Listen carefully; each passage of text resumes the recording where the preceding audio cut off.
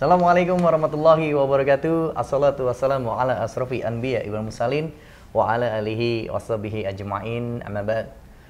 Sobat pemirsa Islamicpreneur TV yang dirahmati Allah, hadir lagi nih tayangan yang menginspirasi, mengedukasi, dan juga bisa memotivasi kita semua. Saat ini saya sedang berada di outlet store-nya YD yang berada di Bandung, pusatnya di Bandung. Dan di sebelah saya sudah ada ownernya. Insya Allah kita sapa beliau yuk. Assalamualaikum Kang Davis. Waalaikumsalam warahmatullahi wabarakatuh. Gimana kabarnya? Alhamdulillah. Masya Allah. Kang Davis, semoga sehat selalu ya, dan Amin. juga WD-nya juga bisa berkah dan bermanfaat bagi umat pada umumnya. Amin. Kang Davis, terkait masalah WD ini kan sudah besar nih, sudah banyak, bahkan cabangnya atau distributornya di Jawa Tengah ada gitu ya, dan di kota-kota besar lainnya. WD ini singkatan atau nama dari apa ya, Kang? Bismillah. Sebelumnya saya mau ralat dulu. Kalau owner, kita ownernya Allah ya. Oh, Masya Allah. Jadi kalau saya cuma pengelola saja. Ah, pengelola. Ya. Titipan ya? Titipan. Semua titipan. Semua titipan. Jadi untuk YD ini sebenarnya dari kata Waydin. Way itu jalan, Ya. din itu agama. Agama. Jalan menuju agama. Ya, mudah-mudahan dengan kita usaha YD ini jadi jalan untuk ke agama gitu, untuk mendekatkan diri sama Allah. Masya Allah, luar biasa. Awalnya itu. Dari judul WD-nya aja ini udah bergetar nih. Mas. Ya. Dan nggak mau disebut owner juga, disebutnya pengelola. Karena semua ini bagian dari titipan Allah Subhanahu Wa Taala. Gitu Kang ya? Betul. Masya Allah. Nah, WD sudah berapa lama sih Kang berdirinya? YD itu 2015 akhir. November 2015. Kebetulan saya belum berkecimpung di YD dulu. Jadi ada teman saya yang pegang dulu. Teman-teman kita yang pegang. Setahun kemudian 2016 baru saya yang pegang. Dikelola gitu. sendiri gitu ya, sama barang-barang sama teman-teman. Jadi hampir berapa tahun ya? Hampir 5 tahun ya.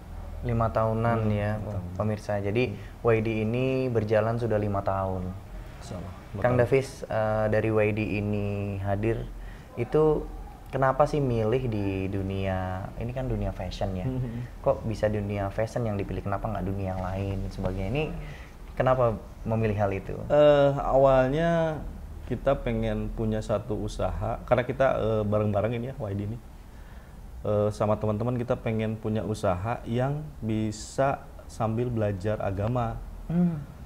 Awalnya kita berasal dari yang satu pengusaha, yang satu saya sendiri dari event organize. Pengen satu punya usaha yang bisa mendekatkan kita sama Allah gitu. Nah pada akhirnya gimana kalau kita bikin busana muslim? Misalkan banyak busana muslim itu ada akhwat, ada ikhwan gitu, banyak lah. Pada akhirnya kita punya teman juga yang sudah bikin baju koko awalnya. Udah baju fashion aja, fashion muslim aja. Nanti kita bisa sampai ngobrol sama Ustadz, kasih bajunya kayak gitu gitulah. Oh Masya Allah, termasuk saya juga dapat bajunya nih pemirsa. Dan ini saya kekenakan nih, Masya Allah. Dan pertama WD ini tadi jalan menuju agama gitu. Berarti jalan menuju untuk belajar agama ya. Betul, Kang? betul. Masya Allah. Sehingga kenapa dipilih fashion? Ya tujuannya biar ketemu dengan para ahli ilmu. Betul.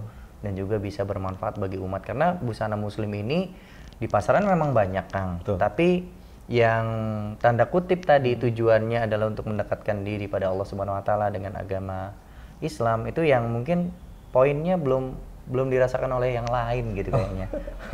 Yang mudah-mudahan dari YD ini bisa berkembang, dan sobat pemirsa juga kalau punya bisnis harus jelas ya, harus tujuannya adalah Niatnya ya. niatnya beriman pada Allah dan mendekatkan diri pada Allah gitu. Ini mengingatkan kita semua. Jadi jangan salah, pengusaha muslim itu bisa sukses itu adalah bukan karena banyaknya harta, tapi bagaimana konsepnya dulu. Betul. Kalau konsepnya itu mendekatkan diri pada Allah Subhanahu Wa Taala, maka insya Allah jauh daripada keburukan dan musibah. Ya, insya Allah. Masya Allah. Insya Allah. Nah, Kang, produk-produknya apa aja sih, Kang? Busana muslim. Produknya sebenarnya kita ada kurta, ada gamis. Apa ini kurta? Ini apa? Kurta ini yang panjangnya tuh di atas lutut dikit. Ya, kalau bahasa si YD-nya itu di atas lutut dikit kurta. Kurta. Nah, Lengan panjangnya- panjang atau lengan pendek? Lengan pendek, lengan panjang sama kurta. aja, kurta ya. Kalau baju koko regulernya adalah baju koko yang biasa pendek, panjang, tapi kayak kemeja gitu. Kemeja koko, kemko lah ya, iya. kalau sekarang mah. Betul, betul. Terus yang ketiga adalah gamis. Ya, kamis. Ya, gamis kalau orang bilang apa ya? Ada juga Jubah. sih jubah ya, kayak gitulah. Jubah, ya. Kayak gitu. Jadi cuman sama sirwal ya celana ya.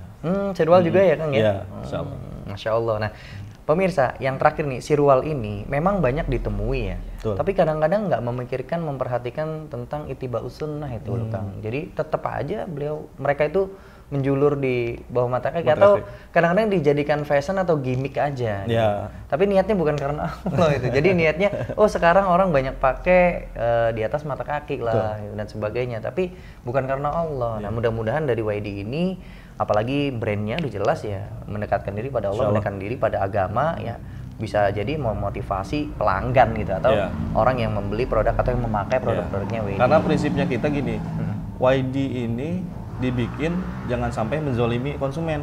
Oh gitu. Jadi Kenapa tuh, ketika Kang? jadi gini, ketika orang membeli satu barang, misalkan dengan harga yang mahal, tapi si produsennya ini ngasih barang yang jelek gitu. Oh. Jelek nih Banyak kategorinya ya. apa nih, Dalam Kang? artian misalkan Parameternya dari apa? kainnya, Oh, kualitas kainnya, jahitannya. Jadi kalau YD pengennya kita kayak mungkin Ustadz pernah pakai baju ya, tapi nggak nyaman gitu. Iya, bener. Lengket mungkin, Terus atau ya jahitannya ada yang tidak rapi. nggak rapi. Jadi kanan kirinya itu kurang nyaman Ya, gitu. makanya kita coba untuk lebih baik ngasih yang terbaik untuk muslim yang baik. Masya Allah. Gitu. Untuk price-nya sendiri gimana, Kang? Nah itu kalau price-nya sendiri kan dengan kualitas yang bagus, kita ya lumayan bagus lah. Maksudnya masih kejangkau lah dengan ya teman-teman semua lah. Masya Allah. Jadi udah kualitasnya bagus, jahitannya juga diperhatikan, Ya, insya Allah. juga price-nya nih, sobat pemirsa, itu insya Allah ya sangat terjangkau lah. Jadi sobat pemirsa yang dirahmati Allah, kalau kita ingin memiliki bisnis, yang paling utama itu adalah kepuasan pelanggan. Iya, betul. Gitu ya. Nah, kepuasan pelanggan itu tetap ya harus diikat oleh kaitannya beribadah pada Allah. Ya, betul. Wa ma khalaqtul jinna wal insa illa liya'budun. Tidak aku ciptakan jin melainkan untuk beribadah pada Allah Subhanahu wa taala. Dan mudah-mudahan busana muslim ini jadi amal jariah juga loh, Kang. Insya Allah. Karena kan buat sholat, Iya, betul. buat kajian, Ya, atau buat ngisi kajian juga. Jadi apa? Muslim sendiri punya apa ya? Punya satu istilahnya tuh ini nih tandanya gitu. Kalau muslim tuh seperti ini gitu. Iya, betul. Harus keren, Harus keren. harus bagus. Iya. Jangan lusuh, jangan kotor. Iya. Muslim tuh kan nggak kotor, bersih. Betul. Sebagaimana Rasul juga sampaikan Iya, loh, kan? kalau kita mau ibadah, pakailah pakaian yang Terbaik, terbaik, ya. Betul. gitu. Nah, terbaik ini tuh nggak harus mahal, Betul, gitu kan? Betul. Yang penting tuh enak dipandang dan juga tidak ya menjolimi orang lain. Betul. Kalau dekil, lusuh, apalagi bau yang tidak sedap itu kan. Itu menjolimi yang lain gitu. Keresahan kita tuh sebenarnya gini, ketika kita lihat di sekarang mungkin banyak ya orang-orang yang mau pakai baju muslim, cuman susah. Dalam artian pertama waktu dulu tuh susah nyari baju, terus mahal. Banyak orang yang pakai baju tulisannya yang aneh-aneh tuh, nomor tengkorak apa, Masya nah Allah. dari situ keresahannya juga si YD pengen bikin makin sini pengen harus bagus dan kalau bisa lebih murah. Masya Allah. Ini luar biasa. Biasanya kalau punya produk tuh harganya naik, ini malah harganya lebih murah gitu. Ya harus lebih murah. Masya Allah. Nah, terkait tadi masalah tulisan-tulisan yang melekat di dalam produk atau baju yang kita pakai itu juga jadi bisa jadi amal jariah, bisa menjadi dosa jariah. Betul ya. Iya, karena apa? Kalau kita tulisan yang naudzubillah ya, tulisan yang keburukan dan sebagainya lalu diikuti oleh orang lain itu menjadi dosa jariah. Begitu juga dengan amal jariah kita tulisi dengan misalkan la ilaha illallah atau kata-kata yang menggugah lah, kata-kata yang baik lah. Itu insya Allah bisa mengingatkan kita kepada Allah Subhanahu wa taala gitu, Kang. Ada, Kang, ya, tulisan-tulisan gitu Ada produk Isa. itu. Jadi kalau si YD ada bikin kaos Oh, namanya kaos, KDKT. ya? KDKT. Heeh. Biasanya tuh kita dengar tuh PDKT, tapi ini Kalau nggak KDRT. PDKT, KDRT, ini KDKT pemirsa. Apa itu Kang? Kami dengar, kami taat. Wah, Masya Allah. Jadi tulisan itu bukan jadi si kaos ini memang ya teman-teman di Bandung tuh udah pada paham lah. Kita nggak bisa dakwah dengan ribuan jamaah gitu, tapi kita coba dakwah dengan kaos gitu. Oh, jadi ini salah satu dakwah, metode dakwah yang mungkin sobat pemirsa juga nggak bisa dakwah seperti ustadz atau ulama di panggung, tapi dakwah dengan produk, dengan bisnisnya. Masya Allah. Kang Davis, lanjut ke produk tadi udah dijelasin banyak ya. Ada nggak sih produk anak-anak? Produk anak ada. Jadi si YD ini punya produk anak kids ya. Buat kokonya ada. Kalau yang kidsnya khusus itu ada Aufa Muslim, Kid Muslim. Aufa. Ya. Aufa ini berarti branding lain lagi daripada YD ya, atau gimana? Jadi sebenarnya itu satu grup ya. Satu grup. Satu grup. Jadi khusus anak tuh ada Aufa Kid Muslim. Aufa Kid Muslim. Itu terdiri dari apa aja selain kaos tadi atau? Kaos, banyak kan kaos sih kita. Oh, kaos, ya. Jadi kan lebih Kasual ya? Iya, casual. Anak-anak kan lebih enak ya kalau pakai kaos tuh. Iya. Kalau pakai koko juga kadang-kadang gerah gitu. Iya, karena anak-anak tuh aktif kan. Aktif bener. Jadi keringet apa tuh aman lah kalau buat anak-anak. Dan juga perawatannya juga mudah. Ya, betul. Tidak formal-formal amatnya. Tapi pakaian yang formal juga ada untuk anak? Ada. Tapi belum, kalau yang formal untuk akhwatnya belum. Baru yang aja. Gitu. Karena nggak kita membuat fokus, kayak baju-baju khusus untuk sholat kan gitu? khusus untuk sholat. Kan banyak nih produk-produk lainnya. Ya. Kadang bahkan ada tulisan baju sholat gitu. Jadi awalnya memang kita pengen nge-grab tuh komunitas anak muda. Oh gitu. Jadi biar si YD ini daily, ya usual daily gitu. Jadi dipakai tiap hari untuk ke masjid, untuk ke kantor, untuk ke berkegiatan lah ya. Jadi ya model-modelnya juga ya mungkin belum kesana ya. Intinya milenial ya kan ya, Masya Allah. Ikutin inilah maksudnya Tren, pasar ya. tren ini gitu gimana. Jadi stylist itu penting juga ya, tapi juga harus sesuai syariat ya. Betul. Jangan sampai melanggar syariat Allah Subhanahu Wa Taala. Kang, balik ke masalah bisnis dan manajemennya nih Kang. Sudah 5 tahun nih kan berjalan. Nah, sudah memiliki banyak distributor dan sudah punya outlet yang luar biasa lah. Nah, mungkin kan dulu nggak juga seperti ini. Gitu. Nah, ada nggak sih kendala atau pengalaman khusus itu yang bisa dibagikan ke sobat pemirsa Islamicpreneur TV? Jadi alhamdulillah, maksudnya kalau kita bisnis baru ini, awalnya kita memang harus ada promosi ya kalau dalam dunia bisnis tuh. Sosialisasi, brand knowledge, brand ya pokoknya si brand ini harus dikenal sama orang lah. Iya. Nah makanya kita, ya itu tadi awal, saya akan ketemu ustadz-ustadz, saya kasih ke ustadz-ustadznya, saya ngobrol sama ustadz, ini bajunya gimana, bagus nggak, tolong doain, tolong dipakai sholat, kayak gitu-gitulah. Berarti buat testimoni dulu ya seluas-luasnya Seluas-luasnya, terus ke agen-agen di hampir seluruh Indonesia juga kita ngedatengin. Ya paling kalau bicara bisnis kita hanya 5 menit lah. Oh, gitu. Kesananya kita bicara soal Allah aja. Masya Allah. Soalnya kan kalau bisnis terlalu dipikirkan juga berat ya. Betul, menguras energi, tenaga, dan belum tentu sesuai dengan ekspektasi kita. Betul, karena kan kalau mau sekarang kalau bisnis harus ikutin pengusaha standar A, ini B. Padahal Rasulullah sudah membuktikan gitu. Iya, dengan sahabat-sahabatnya sendiri. Iya. Jadi bisnis itu nggak punya standar kecuali adanya hukum. Ya. Nah, layati alanas jamanu la yubali almar'u bima akhadha amin halal amin haram. Nanti suatu ketika kata Rasulullah, pada zaman umat itu ada yang tidak peduli lagi di mana hartanya itu diambil dari jalan yang halal ataupun jalan yang haram. Maka yang paling utama itu hukumnya dulu. Jadi kita mempelajari ilmu itu hukumnya dulu. Ini halal atau ini haram. Ini baik atau ini tidak baik. Apalagi yang subhat jangan diterjang. Gitu. Jadi parameternya itu gitu. Kita juga belajar itu kan. Masya Allah. Tapi kan sudah namanya berproses, belajar itu penting. Yang pasti kalau sama konsumen dan agen itu dan reseller itu kita harus baik ya. Dalam artian baik itu gini, ketika mereka ada masalah kita harus tanggap dengan masalah itu. Jangan hanya untungnya saja gitu. Iya, jangan hanya Pengen sell-nya untungnya aja. neken reseller, neken agen, nah jual banyak, tapi mereka juga, kita harus tahu masalah mereka apa. Kita bantu mereka. Kalau misalkan tiba-tiba, Kang ini mah bajunya jelek gini-gini, oke kita terima, kita perbaiki gitu. Jangan sampai, nggak bisa, jual nggak bisa. Memang kadang-kadang seorang pebisnis atau seorang pengusaha itu juga butuh idealis ya. Betul. Tapi kritik saran tuh harus diterima. Oh iya. Iya Betul. gitu. Masya Allah, ini luar biasa nih, salah satu contoh pengusaha muslim yang bisa kita jadikan contoh lah, atau minimal bisa kita ambil ilmunya dan kita buang yang tidak baiknya, begitu Kang ya. Kang, cabangnya udah ada berapa sekarang?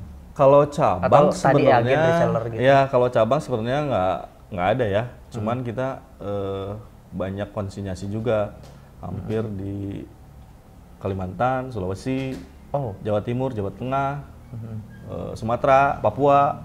Masya Allah, sudah sampai Papua nih? Ya, Luar insya Allah. biasa. Jadi Berarti peminatnya di Papua juga banyak ya? banyak, alhamdulillah. Masya Allah. Jadi ya itu, ternyata dengan silaturahmi semuanya Allah kasih jalan lancar. Jadi mudah. Ya, jadi kalau kita mau jualan memang harus bersilaturahmi dulu. Betul. Saya juga kenapa bisa ke Papua awalnya ya silaturahmi dulu. Ke Kalimantan saya bisa silaturahmi dulu. Masya Allah. Jadi nggak cuma di Pulau Jawa, tapi pulau-pulau lainnya Insya Allah. bisa ada ya. Iya. Gitu. Nah, sobat pemirsa, kalau ingin menemukan contoh di Pulau Jawa atau Jawa Tengah itu di mana kan? Kalau di Jawa Tengah di Semarang ada di Al-Mansuro. Oh, kalau di Semarang nih, sobat pemirsa, itu ada Di di Alfat juga Al-Mansur. ada. Alfat juga ada Ya, ya. Alfat juga masuk. Alfat itu yang ada di Simpang. Jogja ya? Oh, Jogja. Iya, Jogja ya. Jogja atau Semarang juga ada nggak? Alfat kayaknya ada. Semarang, kalau nggak salah gini, jadi kalau Alfat itu kan banyak toko nih, dia yang store-nya ngatur banyak. semua. Oh gitu. Kalau Alfat di Jogja tadi, sepengetahuan Ya. Davis ya. Ya.